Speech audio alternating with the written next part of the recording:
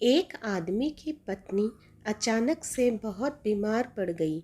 मरने से पहले उसने अपने पति से कहा, मैं तुम्हें बहुत प्यार करती हूँ, तुम्हें छोड़कर नहीं जाना चाहती। मैं नहीं चाहती कि मेरे जाने के बाद तुम मुझे भुला दो और किसी दूसरी औरत से शादी करो।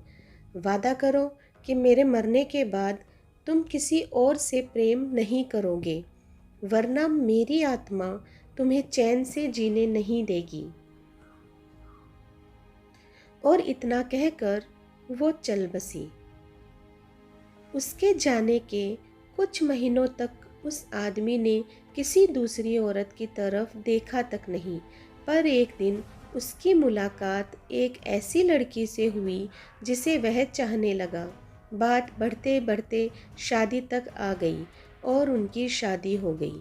शादी के ठीक बाद आदमी को लगा कि कोई उससे कुछ कह रहा है। मुड़कर देखा तो वो उसकी पहली पत्नी की आत्मा थी। आत्मा बोली, तुमने अपना वादा तोड़ा है, अब मैं हर रोज़ तुम्हें परेशान करने आऊँगी। और इतना कहकर वो गायब हो गई। आदमी घबरा गया, उसे रात भर नींद भी नहीं आई। अगले दिन भी रात को उसे वही आवाज़ सुनाई दी, मैं तुम्हें चैन से नहीं जीने दूंगी। मैं जानती हूँ कि आज तुमने अपनी नई पत्नी से क्या क्या बातें की है। और उसने आदमी को अक्षरश एक एक बात बता दी। आदमी डर कर कांपने लगा। अगले दिन वह शहर से बहुत दूर एक जैन मास्टर के पास गया और सारी बात बता दी। मास्टर बोले, ये प्रेत बहुत चालाक है। बिल्कुल है, तभी तो मेरी एक एक बात उसे पता होती है। आदमी घबराते हुए बोला। मास्टर बोले, कोई बात नहीं, मेरे पास इसका भी इलाज है। इस बार जब तुम्हारी पत्नी का भूत आए तो मैं जैसा कहता हूँ तुम ठीक वैसा ही करना।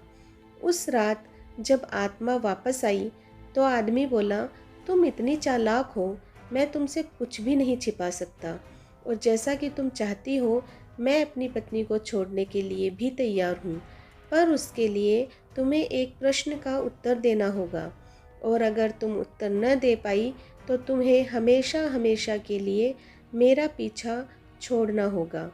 पत्नी का भूत बोला, मंजूर है, पूछो अपना प्रश्न।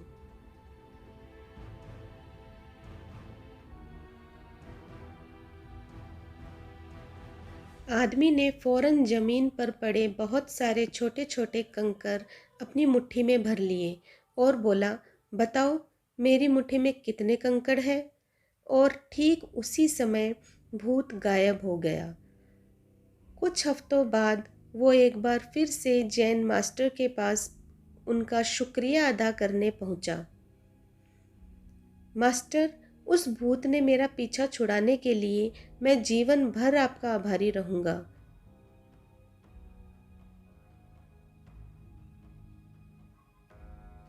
आदमी बोला, पर मैं ये नहीं समझ पाया कि आखिर उस प्रश्न में ऐसा क्या था कि एक झटके में ही भूत गायब हो गया। मास्टर बोले, बेटा, दरअसल कोई भूत था ही नहीं। मतलब? आदमी आश्चर्य से बोला। हाँ, कोई भूत था ही नहीं। दरअसल दूसरी शादी करने की वजह से तुम्हें एक अपराध बोध महसूस हो रहा था, और उसी वजह से तुम्हारा दिमाग एक भ्रम की स्थिति पैदा कर तुम्हें भूत का अनुभव करा रहा था। मास्टर ने समझाया।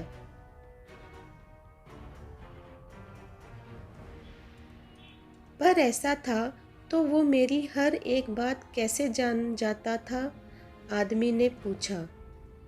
मास्टर मुस्कुराए, क्योंकि वो तुम्हारा बनाया हुआ ही भूत था। इसलिए जो कुछ तुम जानते थे वही वो भी जानता था। और यही कारण था कि मैंने तुम्हें वो कंकड़ वाला प्रश्न पूछने को कहा, क्योंकि मैं जानता था कि इसका उत्तर तुम्हें भी नहीं पता होगा, और इसीलिए भूत भी इसका उत्तर नहीं दे पाएगा, और तुम्हें तुम्हारे दिमाग की ही उपज से छुटकारा मिल जाएगा।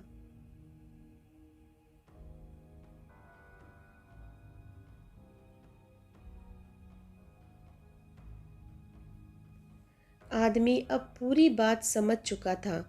उसने एक बार फिर मास्टर को धन्यवाद किया और अपने घर लौट गया।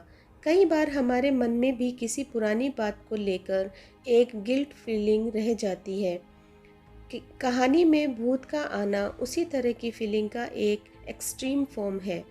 पर अधिकतर हम मामलों में हम किसी पुरानी घटना को याद कर अफसोस करते हैं और कभी कभार खुद पर क्रोधित भी हो जाते हैं। ऐसा बार बार करना गलत है। अपने भूत की वजह से अपने भविष्य और वर्तमान को बिगाड़ने में कोई समझदारी नहीं है। इसलिए अगर आप भी किसी पुरानी घटना की वजह से अपराध बोध महसूस करते हैं तो ऐसा ना करें। गलतियां करना मनुष्य का स्वभाव है, सभी करते हैं। आपसे भी हुई तो कोई बात नहीं है। उस घटना को पीछे छोड़ें और अपने जीवन को सार्थक बनाने की दिशा में काम करें।